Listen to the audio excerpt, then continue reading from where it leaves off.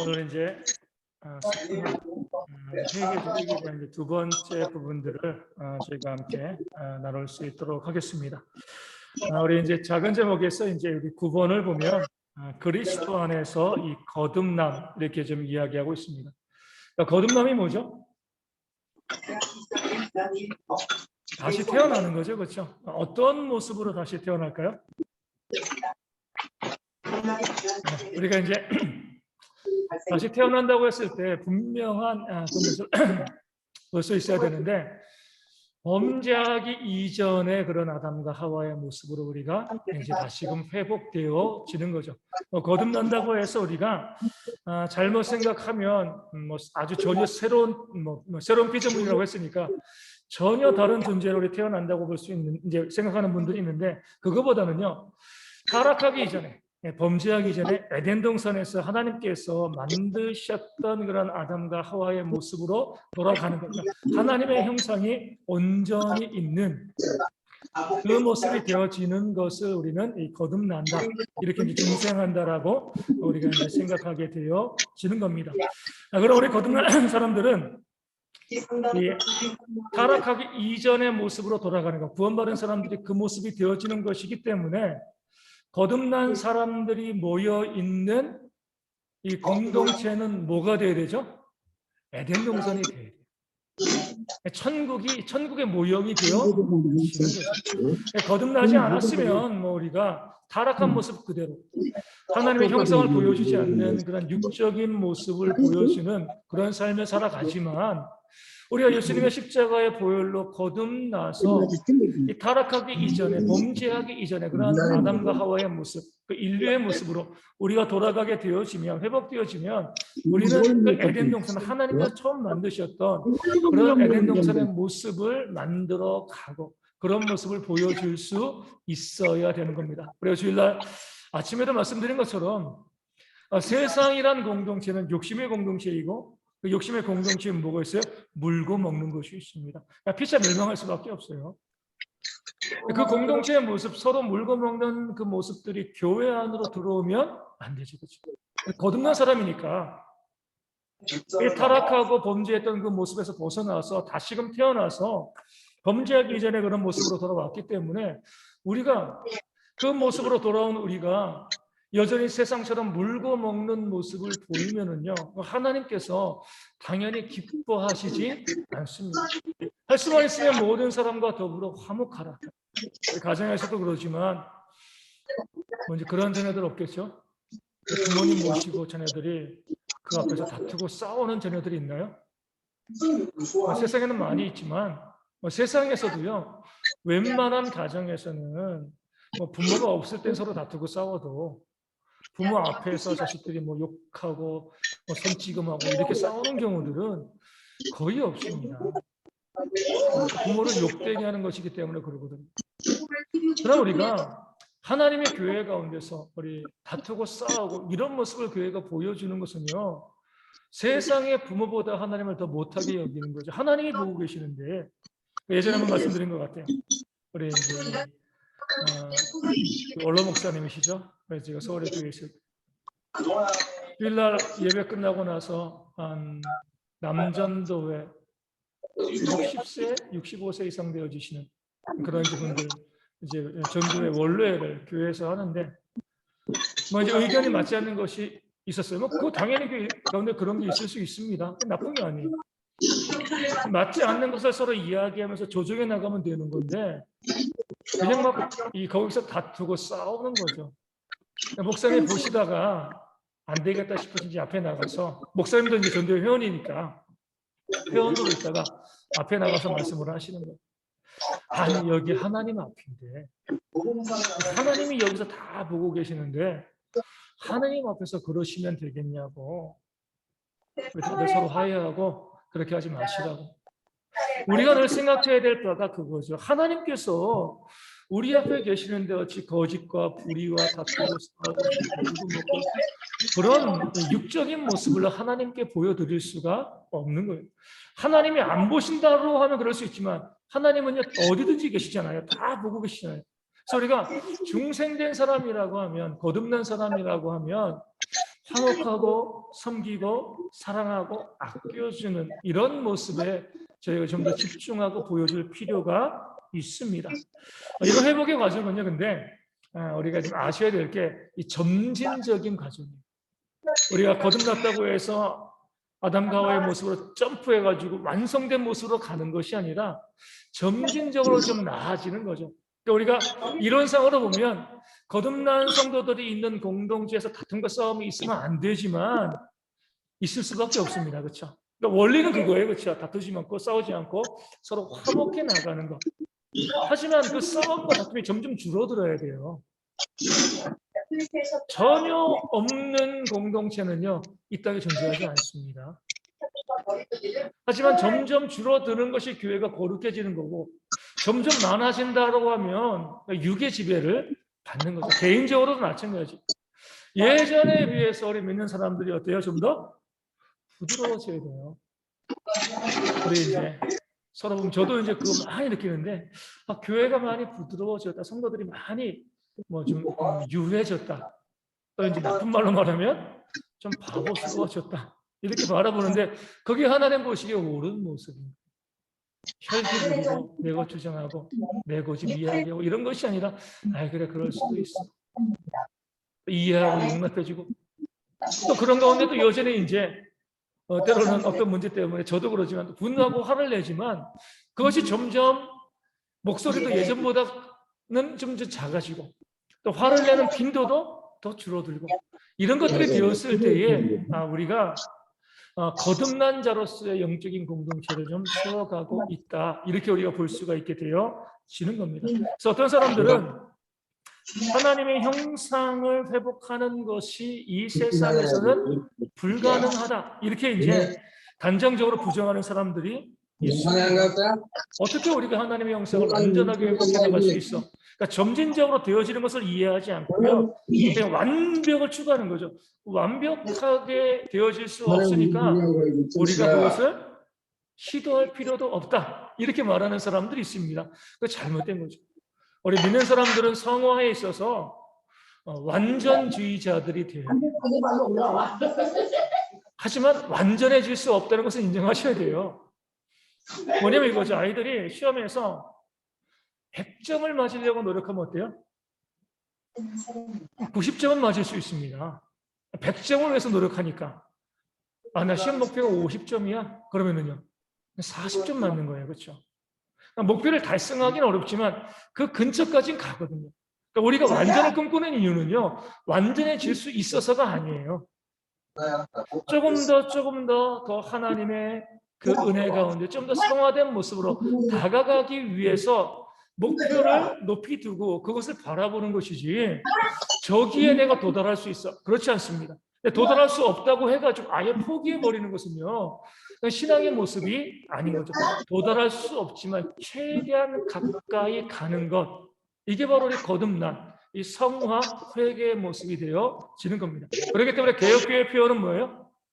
개혁된 교회는 항상 개혁되어야 한다. 바리새인들도 처음에는 뭐예요? 개혁주의자들이었습니다. 시간이 지나면서 계속 개혁하지 않으니까요. 예수님을 십자가에 못 박는 자가 되었던 거예요. 이 시대의 교회도 마찬가지입니다.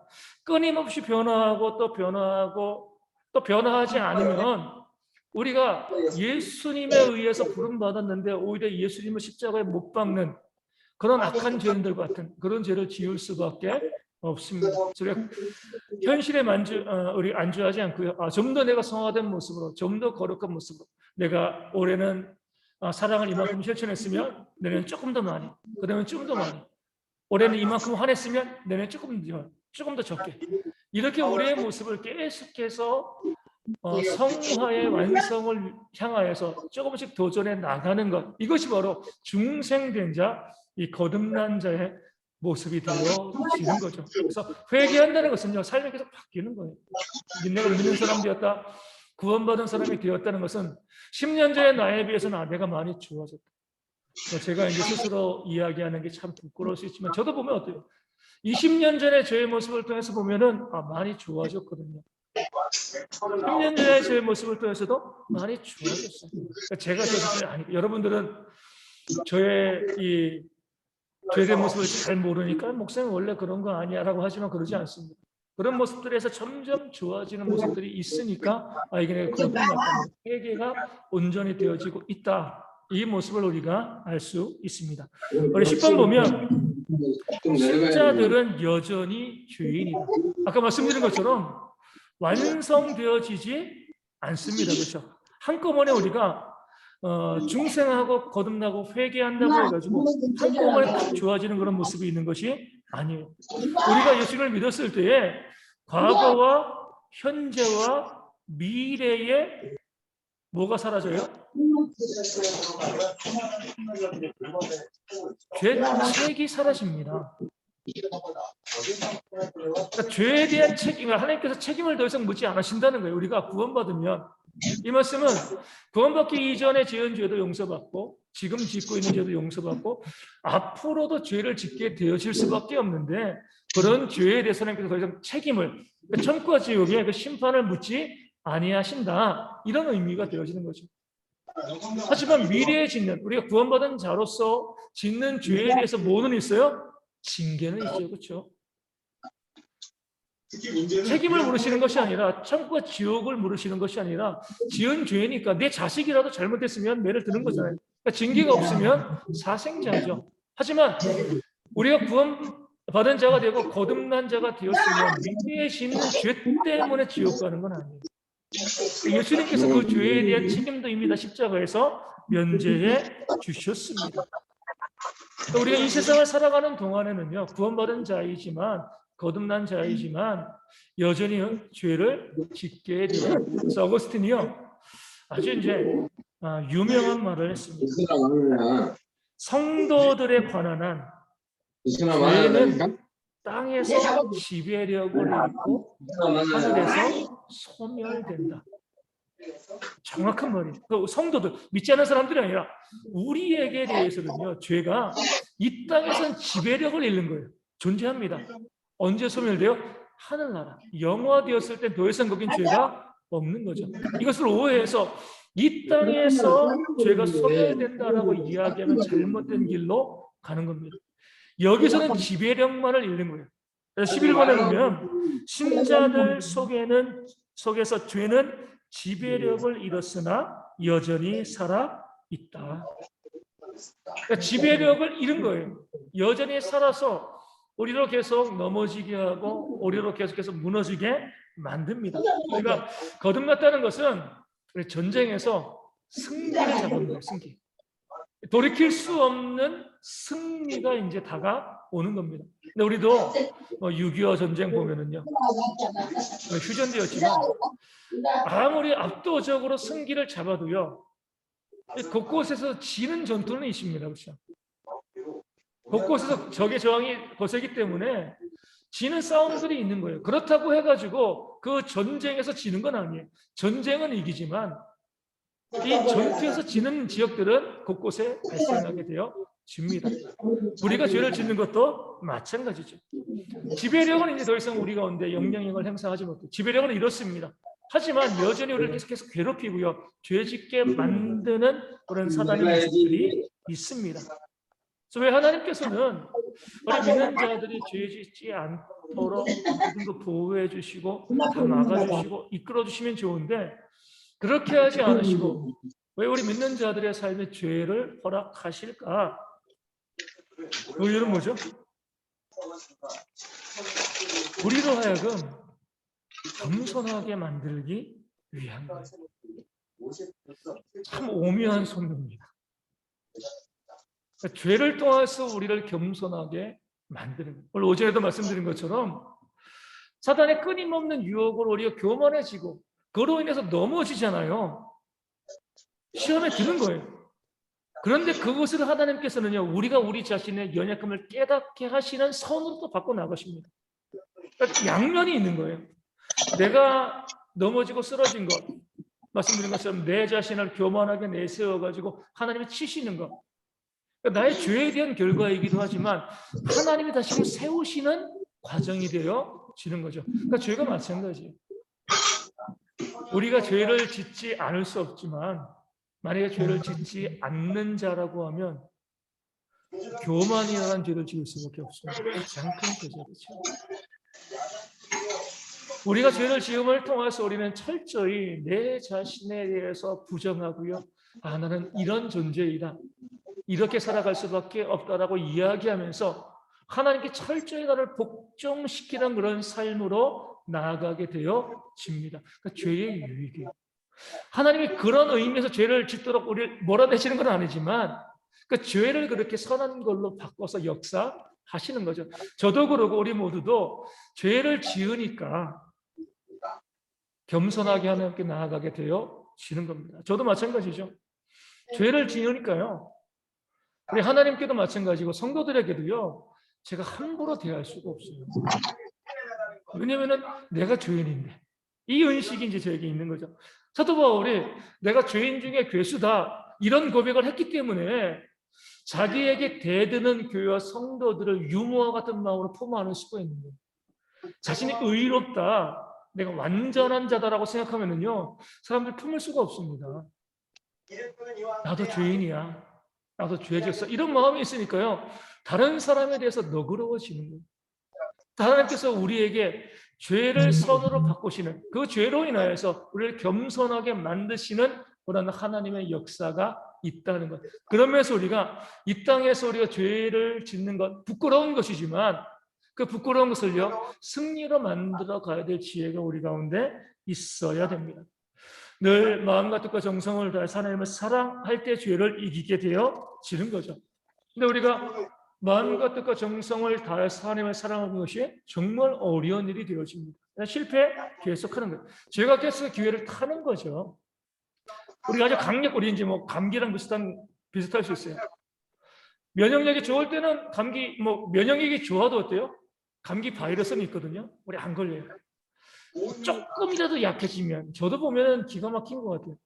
괜찮다가 어느 날 갑자기 몸이 좀 안 좋을 때 옷 하나 덜 입으면 감기 걸리는 거예요. 그 틈을 정확하게 찾아서 이 바이러스가 공격하거든요. 그러니까 죄도 마찬가지입니다. 늘 하나님을 사랑하고 마음과 뜻과 정성을 다해서 하나님을 섬길 때는요. 이 사단이 우리를 공격하지 못해요. 그런데 그 상태로 계속 유지될 수 없거든요. 잠깐 방심하고 그 사랑의 마음이 좀 줄어들었을 때 우리보다 사단이 그 틈을 더 정확하게 알고요. 잽싸게 공격을 합니다. 그럼 우리가 죄를 짓게 되어지는 거죠. 그랬을 때 그 지혜는 뭐예요? 죄를 부인하는 것이 아니고요. 죄를 지었을 때에 재빨리 회개하는 거예요. 그러니까 사단이 빠른 것처럼 우리도 빨라야 돼요. 하나님께서 우리를 징계하시는 것이 좀 약해지는 거죠. 계속 버티면은요 더 맞습니다. 우리 아이들도 그러잖아요. 잘못했을 때 즉각 알고요. 진심으로 용서를 구하면 부모가 내리는 매가 가벼워집니다. 잘못한 게 분명한데도 끝까지 부인하고 내가 무슨 잘못을 했냐고 버팅기면은요 그 매가 더해지는 거죠. 그래서 우리가 죄를 지을 수밖에 없는 존재이다. 우리가 연약하기 때문에 계속 사단의 시험 가운데 넘어진다. 이 사실을 기억하시고 그 죄를 지었을 때 신속히 하나님께 나아가서 그 죄를 깨닫고 회개하는 영적인 민감함들이 우리 가운데 있어야 됩니다. 12번 보면 타고난 부패란 무슨 뜻인가? 이게 오늘날 우리에게 많이 좀 도전이 되어지는 부분들 중에 하나죠. 본성의 욕망 자체가 타고난 것이 아니냐, 욕심이 타고난 것이 아니냐, 이것을 정죄하는 것, 타고난 죄에 대해서 그 욕심에 대해서 정죄하는 것은 창조주 하나님을 부정하는 거 아니냐, 이렇게 이해하시면 쉽습니다. 동성애에서 이해하시면 쉬워요. 동성애자들이 우리가 죄다라고 이해하면 뭐라고 이야기해요? 타고난 걸 왜 죄라고 하냐, 하나님이 주신 건데. 천부적이라는 거예요. 천부적이라는 거. 이렇게 주장을 합니다. 하나님이 주신 것을 그걸 죄라고 정죄하면 하나님을 부정하는 것이냐? 그러니까 타고난 부패의 그런 의미가 있어요. 이 타고난 부패를 잘 보면 우리가 동성애에 대한 문제를 좀 이해하기가 좀 쉬워요. 근데 우리가 좀 잘 아셔야 될 것은 과학은요, 이 동성애를 천부적인 것이 아님을 계속해서 우리 가운데 이해하죠. 이 동성애는 후천적인 거예요. 후천적인 거. 태어날 때부터 이 동성애적인 경향, 뭐 동성애자로 태어난 사람, 그런 사람이 있다는 가운데 없는 거예요. 왜냐하면 우리의 삶의 모든 모습들, 그런 태도들은요 다 후천적입니다. 그렇죠? 우리 신체적인 것 빼고는요. 그렇죠? 내적인 부분들은 후천적인 거예요. 제가 자주 말씀드렸잖아요. 제가 이제 아직도 기억나는데 고등학교 2학년 때 저희 반 저는 이제 남자 고등학교를 다녔으니까 내 친구 누나가 둘이 있어요. 얼굴도 남자친구인데 예쁘장하게 생겼고 말도 여자처럼 얘기해요. 우리 이제 그때 체력장을 했잖아요. 체력장을 하면 우리 이제 이 멀리 던지기, 우리 이렇게 가지고 이렇게 던지는데 그 친구 이렇게 던져요. 야, 너 여자 아니냐? 다들 그래요. 내가 지금 아니야. 자기 성 정체성이 분명해요.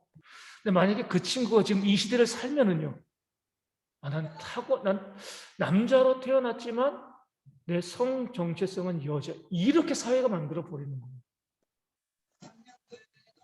그때는 우리 모두가 야, 너 좀 이상해. 그 친구는 분명했어요. 나는 남자야. 지금 그런 상황이 되어지면은요, 100% 동성애자로 몰고 갑니다. 우리가 엄마 뱃속에서부터 영향을 받아요. 우리 과학이 밝혀주는 겁니다. 동성애자로 태어난 것이 아니라 엄마 뱃속에서부터 여러 가지 경로를 통하여서 동성애의 경향을 학습하는 거예요. 어릴 때 보니까, 나중에 커서 보니까 나는 어릴 때부터 그랬어. 나는 동성애자로 태어난 게 맞아. 이런 생각을 하는 거죠. 우리가 100% 양보를 해서, 물론 진리가 아니기 때문에 양보할 수 없지만 만약에 그들의 주장을 양보해서 나는 태어날 때부터 동성애자야. 그래도 죄죠. 왜요? 아담과 하와의 범죄로 우리는 죄인으로 태어난 거예요. 하나님이 주신 본성, 거룩한 본성이 아니라 죄로 인한 본성이 되어지는 거죠. 그것을 합리화하고요, 문제가 없다라고 이야기해서는 안 되는 거죠. 그렇죠? 그러니까 타고난 부패가 있기 때문에 우리는 회개할 필요 없어. 우리 원래 약한 자로 태어났기 때문에 이것을 그냥 살아가면 되는 것이지, 부정하고 회개하는 것은 오히려 하나님의 창조를 부정하는 것이다. 이렇게 이해하기에 좀 궤변입니다. 그렇죠? 죄인으로 태어났다고 해서 죄인으로 살아가는 게 아니잖아요. 죄인으로 태어나도 회개하고 거듭나서 하나님의 자녀가 되어지는 것이 하나님의 뜻이 되어지는 겁니다. 어거스틴은요 이렇게 이야기해요. 죄의 법은 성도들 속에 여전히 남아있고, 법은 남아있어요. 죄책만이 제거된다. 더 이상 책임을 안 물으신다는 거죠. 이게 정확한 겁니다. 죄의 법이 우리 가운데 남아있어요. 그런데 뭐예요? 지배력은 없어요. 성령이 지배하시니까. 죄의 법이 남아있지만 지배력은 없고, 죄책은 죄를 지어도 그 죄에 대해서 구원에서 떨어지는 그런 이 책임을 우리가 지지는 않는다. 이 구원받았기 때문에 그것은 보장되어 있다라고 이야기하는 겁니다. 13번에 보면 신자들이 여전히 죄인인데 대한 어거스틴의 이 증언이 있습니다. 그래서 우리가 보면 학자들이 이렇게 많이 이야기합니다. 여기 세례의 문제 좀 다뤄요. 죄책은 세례를 통하여서 제거된다라고 많은 학자들이 증거합니다. 그러니까 세례가 중요한 거죠, 그렇죠? 이 세례는요, 육적인 세례만을 의미하는 게 아니에요, 그렇죠? 영적인 세례. 그러니까 카톨릭은요, 육적인 세례 자체, 그러니까 보이는 세례 자체가 구원받는 것이다. 그러니까 죄책을 없애주는 것이다, 거듭나는 것이다라고 주장을 합니다. 그렇게 되어지면 우리 아직도 행해지고 있지만 우리 훈련소에서 뭐 하고 있어요? 진중 세례, 그렇죠? 우리 이제 젊은이들이 군에 가면은요, 뭐 교회 안 다니던 사람들도 교회 가가지고 거기 훈련소에서 하다가 몇 주 지나면 단체로 세례를 줍니다. 그러면 그 세례 받으면 다 구원받은 건가요? 그거 아니거든요. 그렇죠?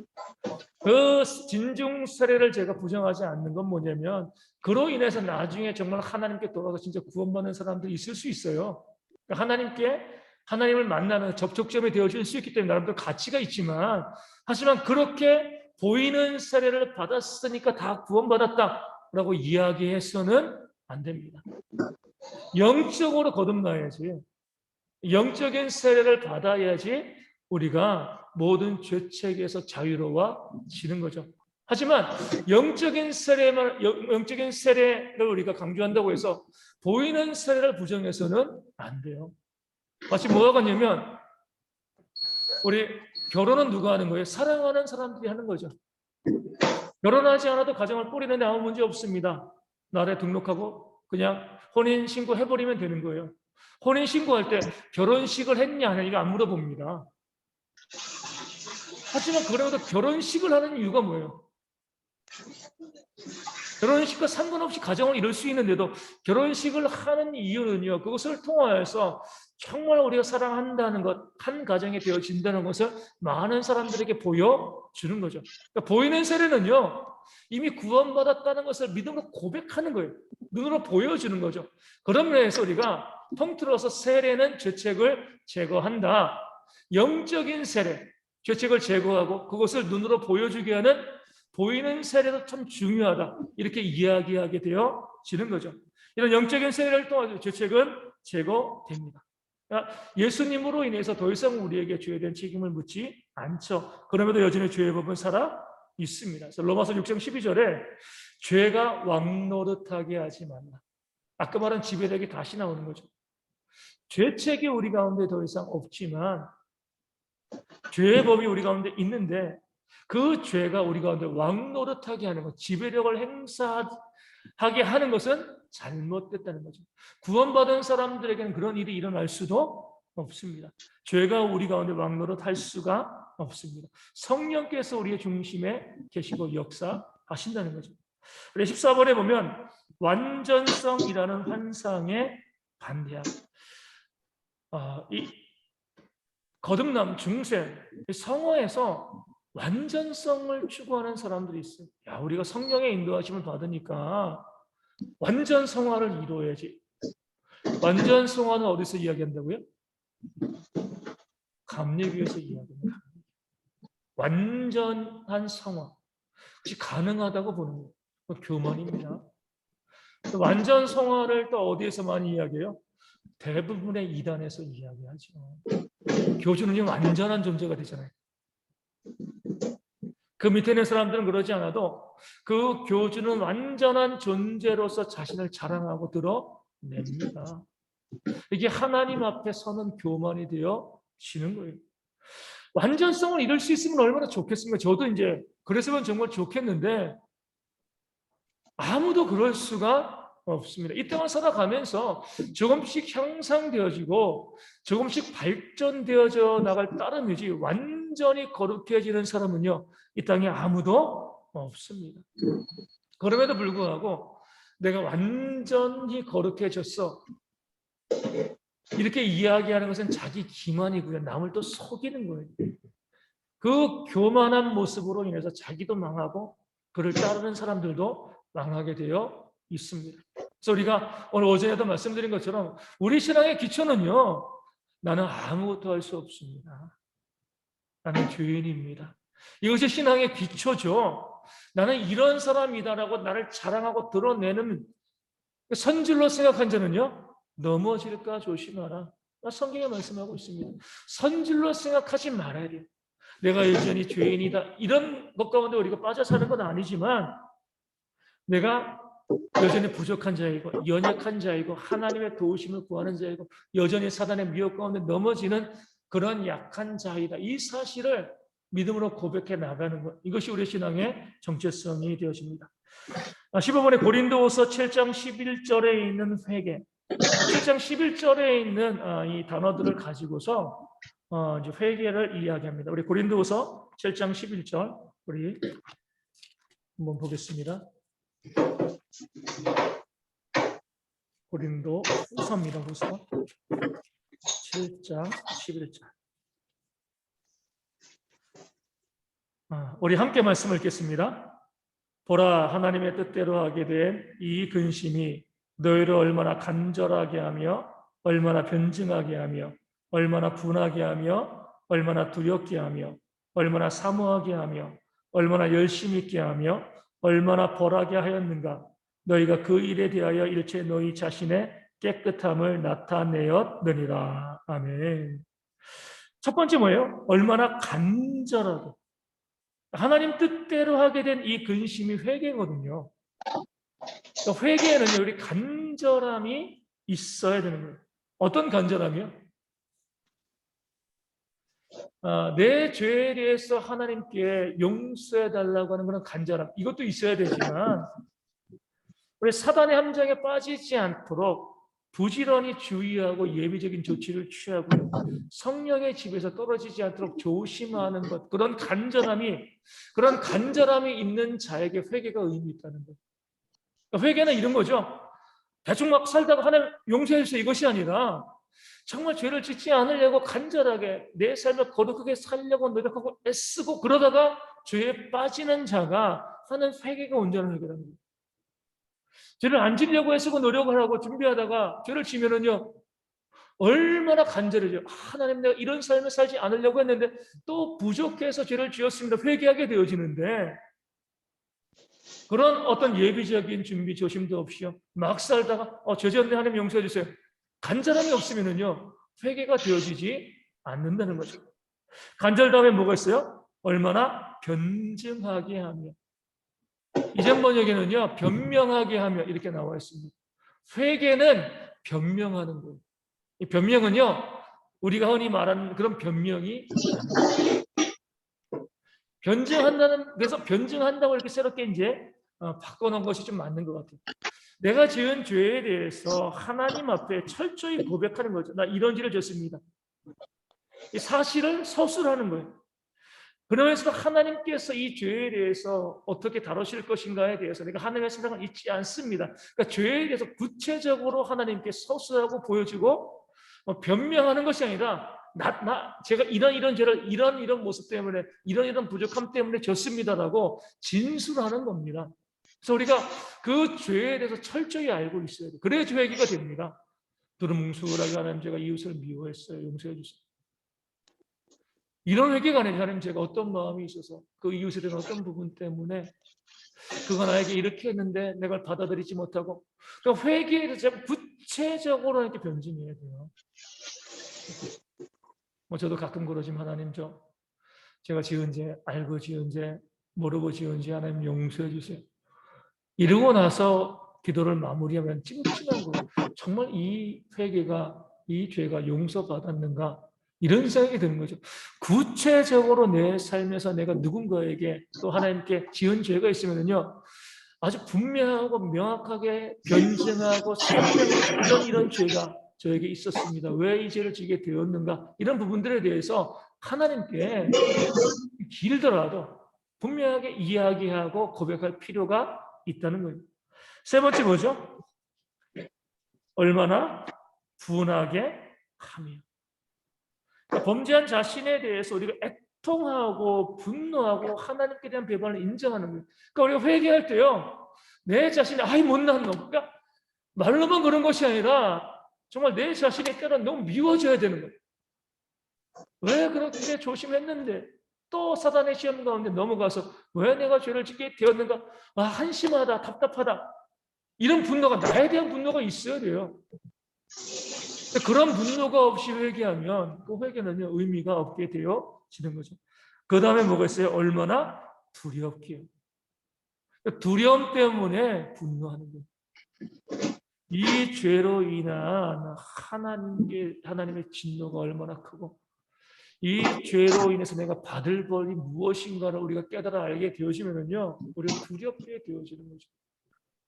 회개하면서 두려움 없는 회개하는 분들 많습니다. 그냥 쓰레기 버리듯이, 죄를 청소해 버리듯이 그렇게 회개하지, 그 회개에 대해서 얼마나, 회개하면서 그 죄에 대해서 두려워하면서 무서워하면서 회개하는 그런 사람들이 많지 않다는 거죠. 그 잘못된 회개가 되어지는 거예요. 그 다음에 뭐가 나와 있어요? 얼마나 사모하게 함이. 회개 중요한 요소예요. 내 죄에 대해서 회개하잖아요, 그렇죠? 무엇을 사모해야 돼요? 이제 하나님의 뜻대로 살아가겠습니다. 왜 뜻을 사모하는 것이 있어요? 단순히 회개하고 나 자신 분노하고요, 두려워하고 끝나는 것이 아니라 하나님께서 우리 가운데 원하시는 것은 결국 이 돌이키심과 회복이거든요. 그럼 이제 내가 앞으로 어떻게 어떠한 모습으로 하나님의 뜻대로 살아갈 것인가, 여기에 대한 나의 사모함이 있어요. 그러니까 우리가 하나님 용서해서 끝나는 것이 아니라, 하나님 그럼 내가 이렇게 살겠습니다, 이것이 하나님의 뜻인 줄로 믿습니다, 이 고백까지 갈 수 있어야 되는 거죠. 그 다음에 뭐가 있어요? 얼마나 열심히 있게 하는. 이제는 열심을 내야죠. 하나님의 뜻을 알았으면. 회개는요, 회개 기도하고 나면 우리가 열심히 생겨서 다시는 그런 죄를 짓지 않고 하나님 뜻대로 살아가기 위해서 애쓰는, 순종하는 그런 모습이 우리 가운데 있어야 됩니다. 그게 회개가 되어지는 거죠. 그 다음에 뭐가 있죠? 얼마나 벌하게 하였는가. 마지막으로 벌한다는 거예요. 이게 정말 중요한 부분 중에 하나죠. 내 죄를 애통해하고 또 두려워하고 또 하나님 뜻대로 살아가고 그리고 열심을 내고. 하나님 그러니까 회개 끝났습니다, 여기서 끝나면 안 된다는 거예요. 하나님, 제가 이제 제 죄에 대해서 애통해하고요, 하나님 뜻대로 살아가겠습니다. 하지만 지은 죄에 대한 벌은 달게 받겠습니다. 책임지는 거예요. 그 벌을 벌에 대한, 징벌에 대한, 진노에 대한 면제를 위해서 회개하는 거 아니에요. 내가 지은 죄에 대해서 하나님, 제가 받아야 될 것 제가 받겠습니다. 그런 고백도 우리 가운데 있어야 되는 거죠. 우리 가끔가다 그런 분들이 있잖아요. 누구한테 돈 빌려요.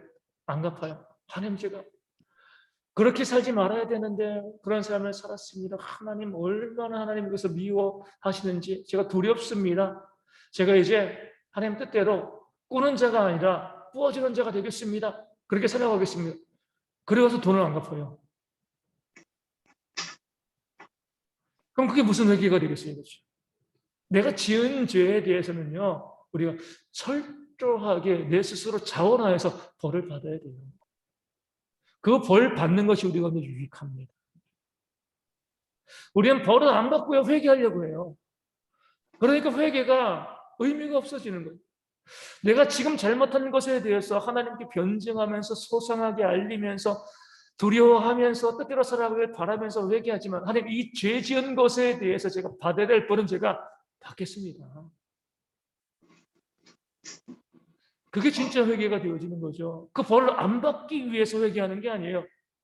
앞으로 그런 삶을 안 살기 위해서 회개하는 것이고, 그러기 위해서는요, 내가 지은 죄에 대해서 벌 받는 것을 감사하고요, 그래서 받아들이는 그런 믿음이 우리 가운데 있어야 됩니다.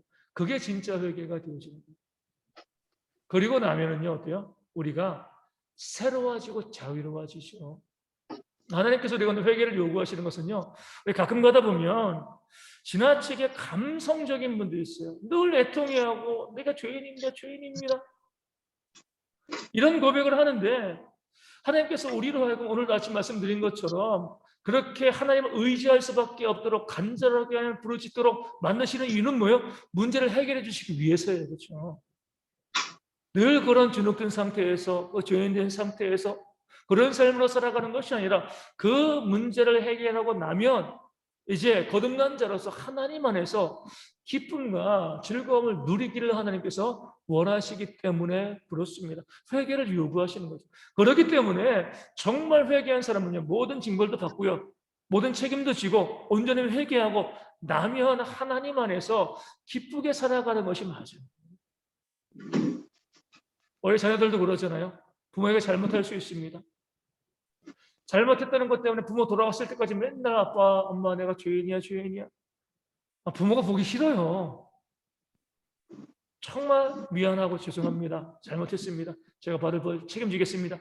그리고 난 다음엔 어때요? 심기일전해서 부모 앞에서 재롱 떨고 기쁘고 즐겁게 살아가야지 부모가 즐거워하는 거죠. 맨날 그냥 우중충하게 내가 죄인이야, 죄인인지. 하나님 보기 싫어하십니다. 죄인이라는 고백은요, 우리가 그 고백과 회개를 통해서 하나님 안에서 참된 자유를 누리며 기쁨을 누리기 위해서 우리가 하는 거예요. 거기까지 연결되어야지 이게 진짜 회개가 되어지는 겁니다. 16번과 17절은 이제 그 회개에 대해서 외면적인 회개와 내면적인 회개, 회개의 양면에 대해서 당연히 내면적인 회개가 중요하죠. 하지만 외면적인 회개도 있어야 돼요. 보상해야죠. 그렇죠? 그런데 이 외면적인 회개는 남을 속일 수 있다는 겁니다. 17번 보면 회개의 외면적인 실천의 주된 문제가 되어서는 안 된다. 내면이 외면으로 이어져야지 외면만 있으면 안 된다는 거죠. 예를 들어서 우리 세상에서 보면요, 내가 교통사고를 냈어요. 그럼 사람들은 뭐에 집중해요? 얼마나 합의금을 줄 건가? 합의에 집중합니다. 법원에서도 뭐예요? 합의를 받냐? 안 받냐? 그러니까 외면적인 부분이잖아요. 중요한 부분은 중요한 부분이에요.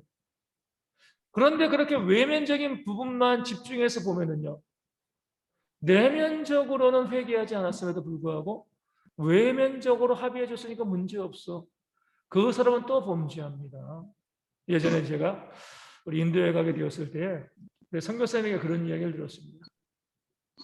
외국인 같은 경우는, 인도에는 외국인 같은 경우는 인도에서 교통사고를 내서 사람을 죽이면 그 당시 돈으로 100만 원만 내면 문제 다 끝난다는 거예요.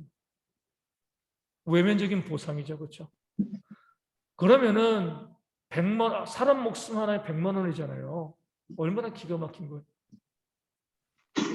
그렇게 외면적으로 해결을 하는 거에 치중하면은요, 그 다음에는 운전 조심해서 할까요? 돈이 있으면은요, 사람 죽을 때마다 돈 100만 원 내면 되는 거예요. 계속 그 일이 반복이 되어지는 거죠. 외면적인 것들이 분명히 있어야 됩니다. 우리 내면적으로 내가 미안해하고요, 외면적으로 보상하지 않으면 이것도 웃긴 거예요. 정말 미안하면은요, 보상해야죠. 더 보상해야죠.